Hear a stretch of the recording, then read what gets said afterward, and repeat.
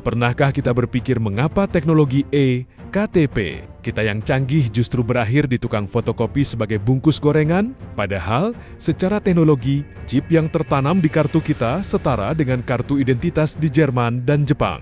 Video ini menyoroti bagaimana seharusnya e-KTP mempermudah hidup rakyat. Indonesia melalui 4 fungsi utama, verifikasi instan, beberapa bank swasta sebenarnya sudah memulai. Hanya dengan menempelkan tab e-KTP, urusan perbankan seperti ganti kartu ATM bisa selesai dalam hitungan menit tanpa perlu mengisi formulir panjang. Integrasi kesehatan, bayangkan datang ke rumah sakit tanpa harus mendaftar ulang dari nol. Cukup tap kartu, dokter langsung tahu rekam medis, riwayat alergi, hingga status BPJS kita. Di Jepang, sistem ini sudah berjalan sehingga dokter tahu kondisi pasien tanpa perlu diceritakan ulang.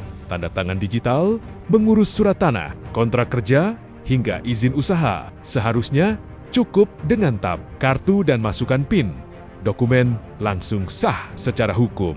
Estonia sudah menerapkan efisiensi ini sejak 24 tahun yang lalu. Penyaluran subsidi tepat sasaran, mulai dari LPG 3 kg, bantuan sosial, hingga subsidi BBM. Semuanya bisa dikontrol melalui sistem e-KTP. Hal ini mencegah penyalahgunaan data ganda, atau penggunaan KTP palsu karena sistem akan langsung mengecek kelayakan penerima secara otomatis. Masalah utamanya bukan teknologinya, karena teknologinya sudah ada di dompet kita masing-masing. Indonesia telah menghabiskan dana 5,9 triliun rupiah untuk mencetak kartunya. Namun ironisnya, kita tidak berinvestasi pada alat pembaca reader dan integrasi sistemnya. Sebagai penutup, ditekankan bahwa fotokopi sangat rawan disalahgunakan dan mudah dipalsukan. Saatnya kita mendorong pemerintah untuk memiliki kemauan politik. Political will dalam membangun sistem yang terintegrasi.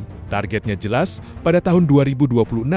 Jangan ada lagi syarat fotokopi KTP dalam urusan administrasi apapun di Indonesia. Di video gue kemarin pas bahas e-KTP dan bandingin gimana Malaysia pakai teknologi yang sama buat ngatur subsidi BBM. Maksud gue bukan subsidinya yang disamain sama Malaysia, bukan harga bensinnya juga harus disamain, tapi gimana kita bisa pakai teknologinya buat nerapin hal yang sama. Teknologi e-KTP kita itu sama kayak kartu identitas di Jerman dan Jepang loh, tapi di kita cuma di fotokopi. Fotokopinya aja buat bungkus gorengan. Padahal teknologi e-KTP itu bisa ngapain aja. Yang pertama, verifikasi identitas secara instan. Beberapa bank swasta udah pakai e-KTP buat ngurusin urusan banking kita. Misal ganti kartu ATM, nggak perlu isi formulir, tinggal tap e-KTP. Rekeningnya yang mana nih orang? Jadi ATM barunya langsung aman, cuman butuh beberapa menit. Kayak gitu kan enak. Kedua, kesehatan. Lu datang ke rumah sakit, tap e-KTP, rekam medis itu langsung muncul semuanya. Riwayat alergi, golongan darah, obat terakhir, BPJS-nya aktif atau enggak. Nggak usah buka aplikasi terpisah lagi, aplikasi BPJS. Login lagi, login error, aplikasinya kocak. Di Jepang itu tinggal tap e-KTP, dokter langsung tahu kondisi kita tanpa harus cerita dari nol lewat My Number Card mereka. Satu kartu seluruh riwayat kesehatan. Nah di Indonesia,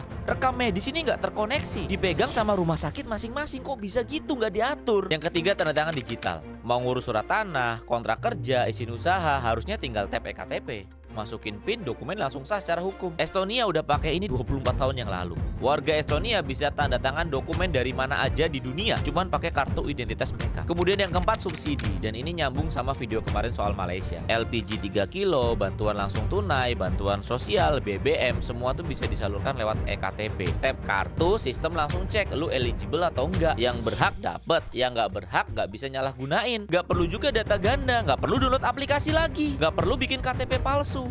Gak ada yang bisa ngakalin sistem, gak perlu buat fotokopian palsu. Malaysia udah buktiin ini bisa jalan. Fotokopi itu, teman-teman yang di pemerintahan nih, itu rawan banget loh disalahgunakan dan gampang banget dipalsu. Kenapa harus ada fotokopi? Buat apa? Pertanyaan gue di akhir cuma itu. Chip NFC-nya ada, data biometriknya ada. Gue pas buat KTP di foto, diambil sidik jari gue. Infrastrukturnya tuh tinggal readernya doang. Satu reader NFC harganya tuh cuma 200 ribuan. Kita udah habis 5,9 triliun buat bikin kartunya, tapi kita nggak invest buat reader dan sistemnya, kan aneh. Ini bukan masalah teknologi. Teknologinya udah ada di dompet rakyat Indonesia lewat e-KTP. Masalahnya ada political will untuk ngebuat sistemnya atau enggak. Negara lain udah buktiin bisa, sekarang giliran kita yang harus dorong. Pokoknya 2026 jangan ada fotokopi KTP, KK.